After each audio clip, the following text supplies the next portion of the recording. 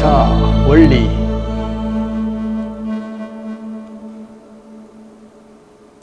파종, 생식성장, 영양성장, 수확, 생육 과정입니다. 식물은 광합성을 통해 자랍니다. 광합성은 공기와 햇빛과 물이 필요합니다. 이렇게 광합성을 통해 식물은 몸체를 만듭니다. 전체 몸체 중에서 95% 이상입니다. 나머지는 질소, 인산, 칼륨 등과 같은 미네랄 성분입니다. 그래서 농사는 하늘이 짓는다라는 말은 과학적으로 맞는 말입니다. 식물이 푸른 이유는 광합성과 관련된 식물 잎 속에 있는 엽록소 색깔이 대부분 녹색이기 때문입니다. 작물의 지리적 분포 및 생육은 기상, 토지, 생물 등 자연 환경에 지배되는 것입니다. 그래서 적지, 적기, 적작은 농사에서 가장 중요한 선택입니다. 작물이 영양분을 섭취하려면 이온화된 상태로 작물 근권 주변에 있어야 합니다. 작물의 근권은 작물의 집이고 밥상입니다.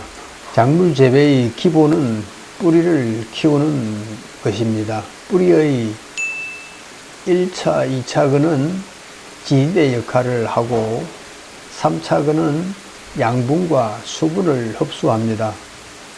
실뿌리인 3차근을 잘 길러내어야 작물이 잘 자랍니다. 작물 뿌리는 어떻게 물과 양분을 흡수할까요? 양분 농도가 낮은 뿌리 바깥에서 양분 농도가 높은 뿌리 안쪽으로 양분과 수분이 이동합니다. 잎의 밑면 규공을 통해 수분을 배출합니다. 토양 염류가 너무 많아 반대로 되면 뿌리 안쪽에 있던 양분과 수분이 토양 바깥쪽으로 이동되어 작물은 말라 죽습니다. 작물은 어떻게 자랄까요?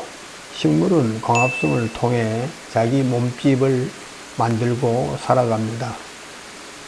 이 지구상의 녹색을 띠고 있는 식물들은 모두 자연에서 가져온 광합성 산물의 결과물입니다.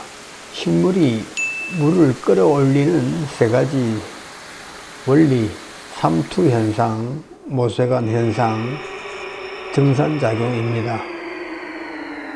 토양은 일반적으로 농작물을 키우는 흙을 말합니다. 토양 안에는 수많은 종류의 화학물질들이 있습니다.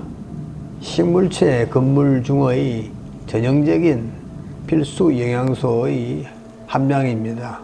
식물체 구성 성분 중 탄소, 산소, 수소 성분은 전체 함량 대비 약 95에서 97% 이상을 점유합니다.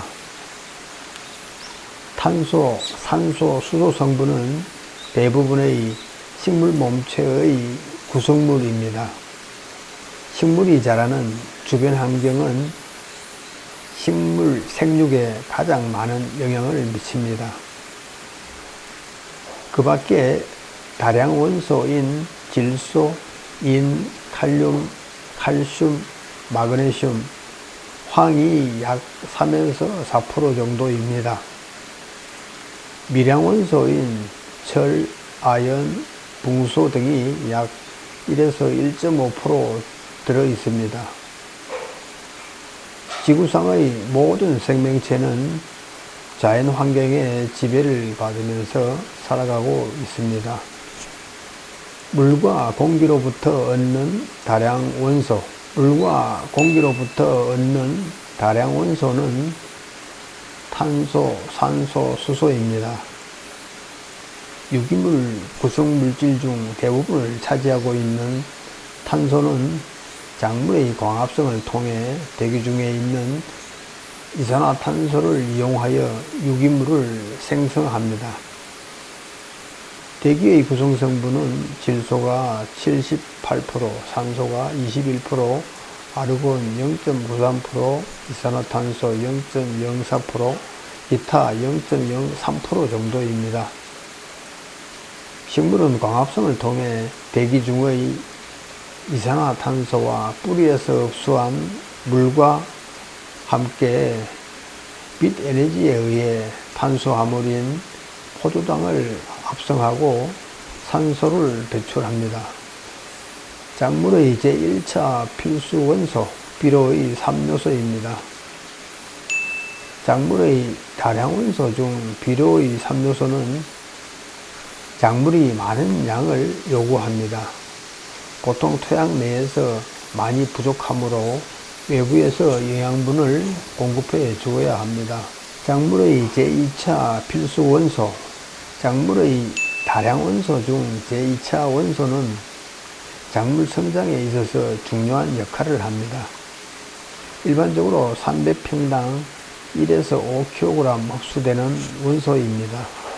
작물의 미량 7원소, 작물의 필요량이 적거나 부족하면 결핍증을, 과잉인 경우는 과잉증을 일으키는 요소입니다. 정량 식이량의 폭이 매우 좁습니다. 일반적으로 300평당 10g에서 1kg 흡수되는 원소입니다. 감사합니다.